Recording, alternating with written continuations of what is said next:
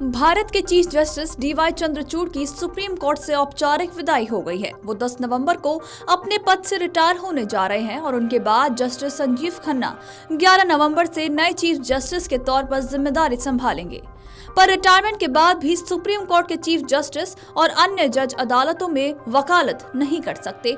भारतीय संविधान के अनुच्छेद 124(7) के अनुसार ये नियम इसलिए बनाया गया है ताकि जज निष्पक्ष रहें और जनता का विश्वास न्यायपालिका पर बरकरार रहे।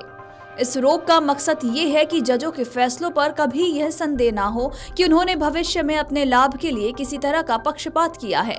इसके अलावा न्यायपालिका की गरिमा और निष्पक्षता को बनाए रखने के लिए ये व्यवस्था की गई है, जिससे जनता के मन में यह विश्वास बना रहे कि जज हमेशा सच्चाई और न्याय के पक्ष में ही निर्णय लेते हैं।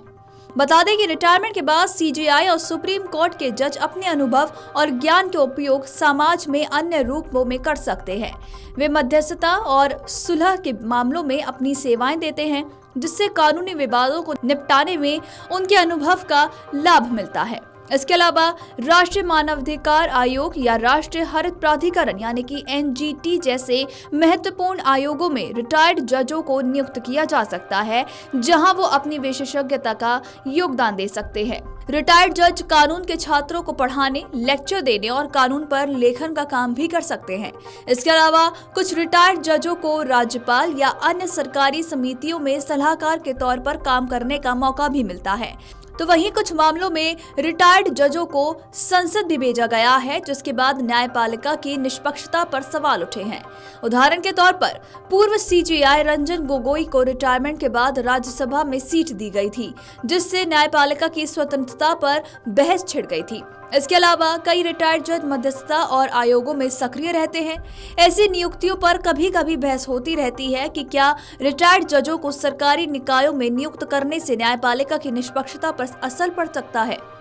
तो वहीं आपको बता दें कि भारत के मुख्य न्यायाधीश डीवाई चंद्रचूड़ शुक्रवार को सुप्रीम कोर्ट से रिटायर हो गए हैं। अपने आखिरी कार्य दिवस पर विदाई भाषण यानी कि फेयरवेल स्पीच में उन्होंने कहा कि अगर मैंने किसी को ठेस पहुंचाई हो तो कृपया मुझे माफ कर दें। यह अदालत ही है जो मुझे आगे बढ़ाती है। हम ऐसे लोगों से मिलते हैं जिन्हें हम संभवतः जानते तक नहीं हैं। मैं आप सभी को धन्यवाद देता हूं। यदि मैंने कभी कोई अदालत में किसी को ठेस पहुंचाया हो तो मैं आप सभी से माफी मांगता हूं। इतनी बड़ी संख्या में आने के लिए धन्यवाद। डीवाई चंद्रचूड़ ने सेवानिवृत्ति के अवसर पर यह भी खुलासा किया कि वो सेरेमोनियल बेंच के सूचीबद्ध होने से पहले जितना हो सके उतने मामले सुनना चाहते थे। जब मेरे कोर्ट स्टाफ ने कल मुझसे पूछा कि सेरेमोनियल बेंच को किस समय सूचीबद्ध किया जाएगा, तो मैंने कहा कि मैं जितने मामले कर सकता हूं करूंगा। मैं आखिरी समय तक न्याय करने का अवसर नहीं चूकना चाहूंगा। आपको बता दें कि भारत के मुख्य न्यायाधीश के रूप में अपने कार्यकाल के अंतिम दिन डीवाई चंद्रचूड़ ने इस वास्तविकता को स्वीकार किया कि वो अब देश के शीर्ष न्यायाधीश के रूप में काम नहीं करेंगे। उन्होंने कहा कि मैं कल से न्याय नहीं दे पाऊंगा, लेकिन मैं संतुष्ट हूं। चंद्रचूड़ ने न्यायाधीशों की भूमिका को तीर्थ यात्रियों के समान बताया, जो सेवा करने की प्रतिबद्धता के साथ हर दिन अदालत आते हैं। उन्होंने कहा कि हम जो काम करते हैं वो मामले बना या बिगाड़ सकता है। उन्होंने कहा कि पीठ को न्यायमूर्ति संजीव खन्ना के समक्ष हाथों में सौंपकर वो आश्वस्त महसूस कर रहे हैं। संजीव खन्ना देश के अगले मुख्य न्यायाधीश होंगे। Video desk अमरउजाला.com।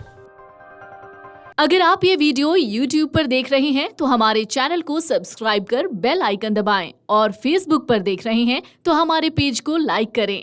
8 million plus subscriber, आपके इस भरोसे के लिए बहुत धन्यवाद।